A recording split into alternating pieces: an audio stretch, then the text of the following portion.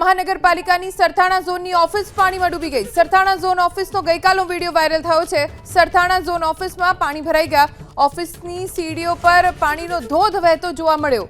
મહાનગરપાલિકાની સીડીઓ ઉપર પાણીનો ધોધ વહેતો હોય તેવા દ્રશ્યો જોવા મળ્યા। જો વિડીયો એબીપી અસ્મિતાની સ્ક્રીન ઉપર એક્સક્લુઝિવ વિડીયો છે જે તમે સ્ક્રીન ઉપર જોઈ રહ્યા છો, જ્યાં પાણી જ પાણી જોવા મળી રહ્યું છે। એ છે સરથાણા ઝોનની મહાનગરપાલિકાની ઓફિસ અને ત્યાં વરસાદના કારણે પાણી એટલા ભરાઈ ગયા કે પગથિયા ઉપર પાણીનો ધોધ વહેતો થયો। ગઈકાલના દ્રશ્યો છે। અમારા એડિટર રોનક પટેલ જોડાઈ ગયા છે। જી રોનક, ધ્વનિ મહામૂર્ખતાનું પ્રમાણ કોઈ જગ્યાએ લેવા જવું હોય તો સુરત મહાનગરપાલિકાના આ બિલ્ડિંગના એન્જિનિયરો, નિર્માણ અને ડિઝાઇન કરનારા લોકો એની પાસેથી લેવું પડે। વરસાદ ધોધમાર હતો। 10, 15, 18, 20 ઇંચ વરસાદ પડ્યો માની શકાય। કેમ્પસની અંદર પાણી ભરાય એ પણ માની શકાય। પાણી ભરાતું બિલ્ડિંગની અંદર આવે એ પણ માની શકાય। બિલ્ડિંગની અંદર આવ્યા પછી પહેલા માળ સુધી પહોંચે એ પણ માની શકાય। પણ આ એકમાત્ર અજાયબી છે। હર્ષ સંઘવીના શહેરની આ અજાયબી છે। કુમાર કાનાણીના શહેરની આ અજાયબી છે। સુરત મહાનગરપાલિકા બુદ્ધિનું કેવું દેવાળું ફૂકે છે કે ટેરેસ ઉપરથી પાણી નીચે ઉતરે એની પ્રોપર વ્યવસ્થા નથી કરતું। એટલે જ સુરત મહાનગરપાલિકાના ટેરેસમાંથી તમે આ જોઈ શકો છો। ગઈકાલના દ્રશ્યો છે। પાણી નીચે આવે છે, નીચેથી પાણી ભરાતું ઉપર જે માની શકાય। પણ સુરત મહાનગરપાલિકાના એન્જિનિયરો, એની પ્રોજેક્ટ મેનેજમેન્ટ કંપનીઓ, એને કોન્ટ્રાક્ટ આપનારી સ્ટેન્ડિંગ કમિટી, એની ઉપર ધ્યાન રાખનારા તમામો શહેરની જનતાને મૂર્ખ સાબિત કરવા માટેનો ઠેકો લીધો હોય ને એ આ સ્પષ્ટ દ્રશ્યો પરથી દેખાય છે। સોશિયલ મીડિયા પર આ વિડીયો હતો। એ વિડીયો જે સોર્સ હતા ત્યાં સુધી હું પહોંચ્યો। એમની પાસેથી મેં એટલે મંગાવ્યો છે કે સુરતની જનતા આ અધિકારીઓ પાસે જવાબ માંગે, એ સ્ટેન્ડિંગ કમિટી પાસે જવાબ માંગે જેને આ એન્જિનિયરોનું ટેન્ડર પાસ કર્યું હશે।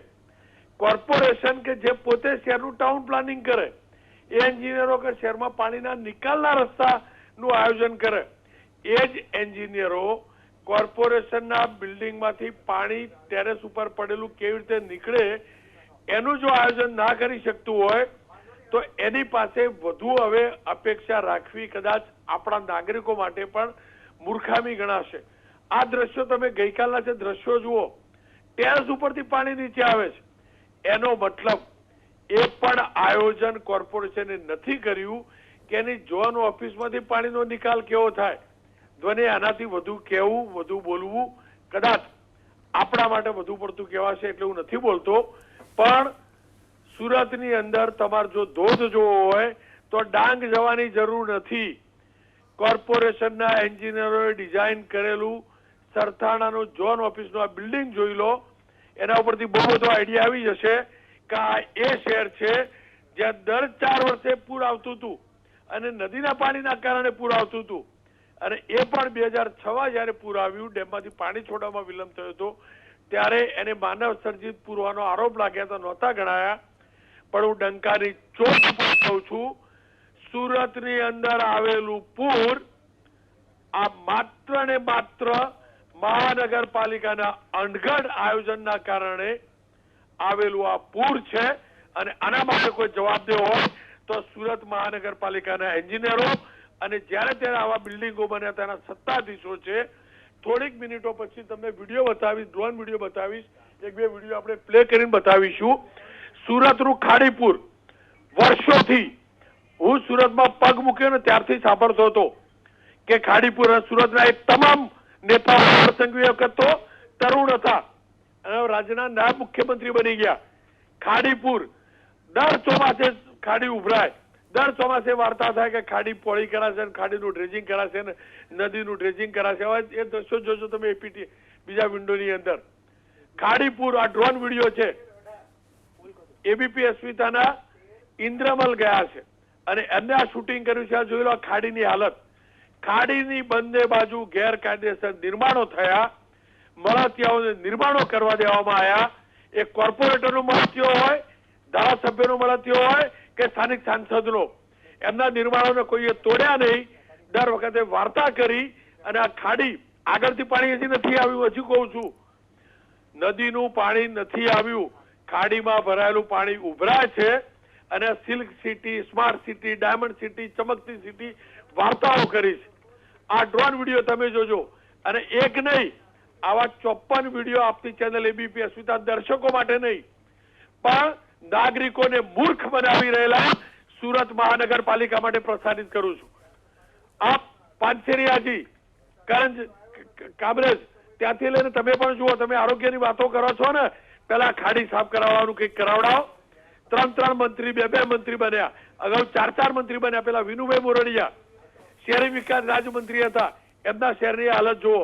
અને વાર્તા કરવાની 18 ઇંચ પડ્યું ને 20 ઇંચ પડ્યું.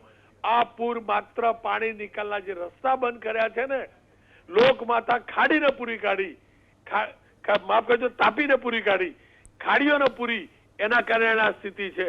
અને હજુ નહીં સુધરે ને તો 4-5 ઇંચ વરસાદે પણ આ સ્થિતિ થશે.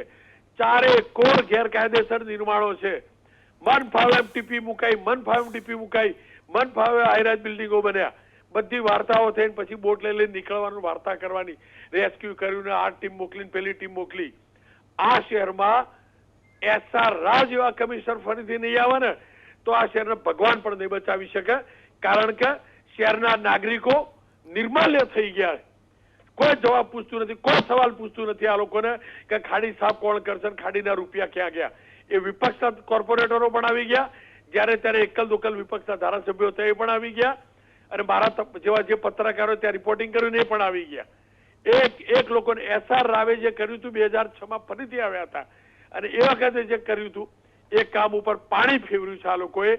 અને ભૂપેન્દ્રભાઈ પટેલને વિનંતી છે, હર્ષ સંઘવીને વિનંતી નહીં પણ હર્ષ સંઘવીને કહું છું કે તમારું આ શહેર છે, હજુ પણ સમજવું હોય ને તો આ ખાડીઓ પોળી કરો. જે હતી રિયલ ખાડીનું સ્ટેટસ એ લાવીને બતાવો, નહીતર ડૂબશો. બાકી ગાંધીનગરમાં સમીક્ષા બેઠક કરતા રહેજો અને ડ્રોનના વિડીયો જોતા રહેજો.